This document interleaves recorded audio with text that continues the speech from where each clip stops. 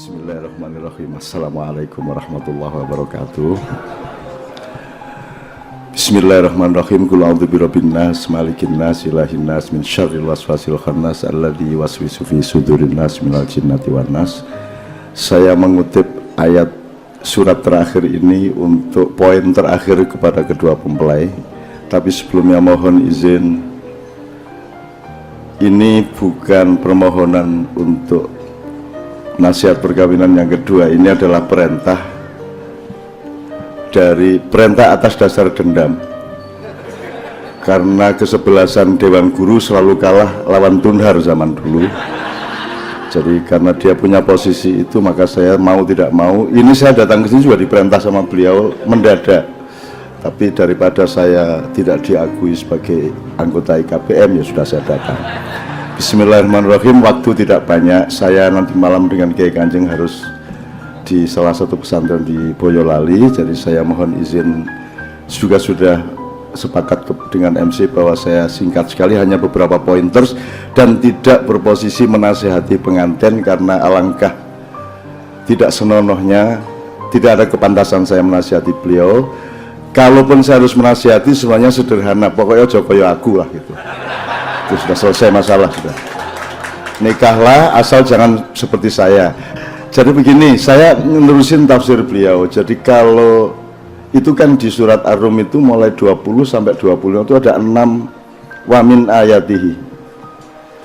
Allah menciptakan alam semesta, ngakunya 6 hari. Itu sebenarnya bukan bahwa beliau tidak bisa menciptakan kun fayakun, tapi itu ajaran kepada manusia untuk selalu punya accounting atas hidupnya. Dan beliau, Allah sangat sangat concern terhadap angka 6 ketika wamin ayatihi. Jadi ketika pernik azwaj itu disebut, itu adalah wamin ayatihi yang kedua.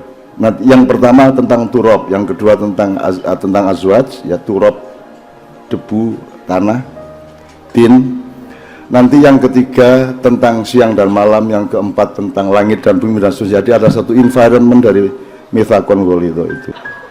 Oke, 6 tadi saya cuman pesan saja, siapa tahu itu merupakan kunci dari seluruh kenikmatan dan problem yang mungkin Anda akan alami. Karena kalau tidak ada problemnya, tidak indah pernikahan itu. Karena keindahan itu enaknya orang nikah itu kalau habis bertengkar. Itu enaknya luar biasa. Jadi kalau kira-kira seminggu tidak bertengkar, tolong bertengkarlah supaya mendapatkan kenikmatan. Jadi 6 ini tolong kita antum tafsirkan. Kemudian khususan yang azwajan ini, kalimat Allah kan tidak pakai fi tapi pakai ila. Litaskunu ilaiha. Di semua ayat yang lain antum browsing, semua litaskunu fiha, tapi khusus untuk pernikahan itu litaskunu ilaiha. Jadi kalau fiha itu settle, kalau ilaiha itu kayaknya itu benda. Jadi kan ada benda tumbuh, benda bergerak bernafsu, benda bergerak bernafsu berakal. Jadi dari turab ilan nas itu ada 6 tingkat itu.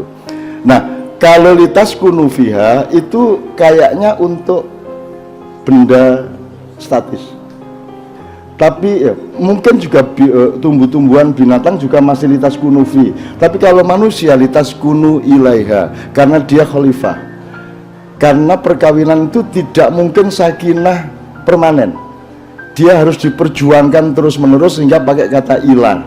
Jadi terus-menerus, taskunu ilah, jadi terus jatuh bangun, tapi berjuang terus-menerus. Jadi sakinah itu bukan sesuatu yang sudah jadi, tapi sakinah bagi setiap keluarga adalah sesuatu yang harus terus-menerus diperjuangkan. Kira-kira seperti itulah.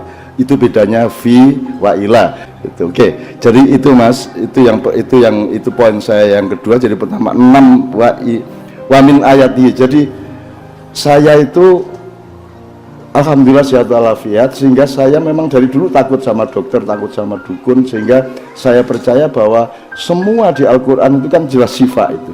Ya hidayah ya sifat. Jadi kalau saya sakit, pokoknya saya sholat 2 rakaat, wudhu, terus bismillah, gitu. Tak buka gitu aja, terus tak pelajari 2 halaman itu, ketemu penyakitnya, ketemu solusinya. Nama istri saya itu ada di situ.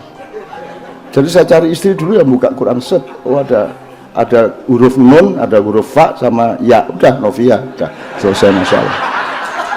Terus wes iki nek tak dawakno dadi anu iki wah. Ya Allah, I love you all, I love Gontor and I miss Gontor all the time and I proud of you all. Ya. Terakhir anak saya mempelai berdua. Tadi saya akan menyebut kul a'udzu birabbin nas, malikin nas, ilahin nas, min syarril waswas dan seterusnya. Di situ ada kalimat alladzi yuwaswisu fi sudurin nas minal jinnati wan nas. Jadi kita itu potensial untuk jadi setan. Kita itu potensial minimum untuk berfungsi setan, yaitu ketika kita mengalami dismanagement. Jadi kalau hati kita keganggu iri dengki, keganggu ketidakseimbangan, maka kita potensial untuk minal jinnati wan nas, menjadi syayatinin nas. Demikian juga kalau akal tidak jujur, logika kita curang gitu ya. Cuma begini yang saya mau poinkan itu gini, urut-urutannya itu kan Rabbun nas, baru Malikin nas, baru Ilahin nas. Jadi Allah tidak menjelaskan kenapa urutannya begitu, tapi kan pasti dong, masa urutannya begitu kan nggak boleh kita balik. Masa kul a'udzu bi ilahin nas, terus Rabbin nas wa Malikin nas, kan enggak gitu kan, harus kul a'udzu bi Rabbin nas, baru Malikin nas, baru Ilahin nas. Pasti ada maksudnya kok urut-urutannya seperti itu. Sebagaimana orang Jawa kalau bikin filosofi misalnya sandang, pangan, papan, itu nggak bisa dibalik. Karena itu memang prioritasnya begitu. Rumah enggak punya enggak apa-apa, asal masih makan. Ya, asal masih berpakaian. Enggak Pak, sandang, pangan, papan. Rumah enggak perlu, enggak ada rumah enggak apa-apa asal masih makan. Enggak makan enggak apa-apa asal masih berpakaian. Kan itu kan. Jadi kalau misalnya kita kena gempa kayak di Palu, ada orang bawa, iki tak bawain nasi sama katok. Kamu milih mana? Saya nasi aja gitu ya. Itu berarti dia enggak ngerti sandang, pangan, papan. Jadi pertimbangannya dia, wis rapopo mangan ora katokan rapopo sing penting mangan kan gitu ya. Tapi kalau kita orang Jawa kan enggak, ini saya pakai katok aja, nasinya enggak makan saya enggak apa-apa asal saya masih punya martabat. Karena pakaian itu martabat, maka sistem aurat sangat penting dalam Islam. Dan orang Jawa tahu dodot iro kemitir bedak ing pinggir. Jadi yang nomor satu di dalam kehidupan itu adalah kan libasun lakum wa libasun libasun hum wa libasun lahunna. Jadi Anda ada pakaian satu sama lain. Anda harus melindungi martabat kedua belah pihak.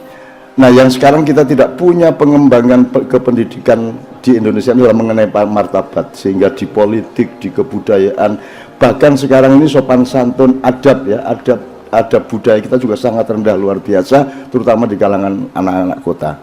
Nah, kenapa urut-urutan ini saya sebut, Mas? Jadi orang mau jadi ketua pesantren, orang mau jadi presiden, orang mau jadi polisi, orang mau jadi kepala rumah tangga, orang mau jadi pemilik warung, apa saja kerjaan di dunia ini harus menomorsatukan atau defaultnya adalah Rabbin nas. Itu jadi tiga itu, satu prinsip pengayoman, Rabbun ya, rububiyah. Nomor dua mulkiyah atau mulkiyah, Malikin nas, baru nomor tiga Ilahin nas. Ilahin nas itu Allah yang maha disembah. Artinya kalau orang sampai mau menyembah itu pasti karena yang disembah sangat kuat. Maksud saya, sama istri itu nomor satu ya harus pakai rububiyah. Polisi sama rakyat, bapak sama ibu sama anaknya, guru sama muridnya, presiden sama rakyatnya, harus defaultnya adalah pengayoman dan kasih sayang. Kan gitu kan. Kalau terpaksa baru tunjukkan kekuasaanmu. Itu kalau terpaksa, kalau perlu enggak perlu, kalau bisa selama Anda bersuami istri tidak pernah menunjukkan kekuasaan Anda sebagai suami. Enggak, kalau bisa enggak usah. Saya sampai hari ini saya tidak pernah berkuasa atas istri saya. Orang yang dikuasai adalah orang yang dipaksa. Dan saya tidak akan pernah memaksa istri saya, karena istri saya tahu apa yang harus dia kerjakan meskipun tidak pernah saya paksa. Tadi Ustaz Din kan mengatakan mengenai sunnati ya, al-nikahu sunnati. Kan tidak ada di Quran, di hadis yang memfatwakan bahwa nikah itu wajib. Nggak ada. Paling pol sunnati. Kalau saya wajib bagi yang memenuhi syarat untuk nikah. Makan wajib, kencing wajib, beol wajib. Kenapa tidak diwajibkan? Karena yang diwajibkan itu adalah hal-hal yang orang tidak suka. Ngaku aja, sebenarnya puasa kan tidak suka sampean. Ngaku aja lah, tidak usah gaya. Selamat datang Ramadan, tai area-area lah. Kau janjiannya nggak seneng ya? Sebenarnya nggak suka puasa. Justru karena Anda tidak suka puasa, tapi Anda muti kepada Allah dan ikhlas untuk berpuasa, maka derajat Anda tinggi. Tapi lalu pura-pura, kalau kamu suka puasa, untuk apa diwajibkan puasa? Yang diwajibkan oleh Allah adalah yang Anda tidak suka. Kalau kawin, ngapain diwajibkan? Mesti rabi-rabi dewe. Ya tak ya? Mesti moro-moro dewe, mesti nias gini, mesti ndalo itu. Tidak perlu diwajibkan. Nah, bahkan pesantren Gontor ini kalau ingin awet harus nikah antara kiai dan santrinya, antara manajemen dengan ini kata penuh kasih sayang, harus penuh default. Dan saya dipaksa ke sini. Sekarang Pak Hasan memaksa saya ke sini, itu saya tidak melihatnya sebagai pemaksaan. Itu adalah cinta yang tidak bisa ditahan oleh dia kepada saya. Itu ya, saya alhamdulillah. Saya tidak menasihati antum a'lamu bi umuri dunyakum. Ya, khususan hadhil lailah ya, hadhil lailah. Tafadhalu wa tafadhali. Assalamualaikum warahmatullahi wabarakatuh.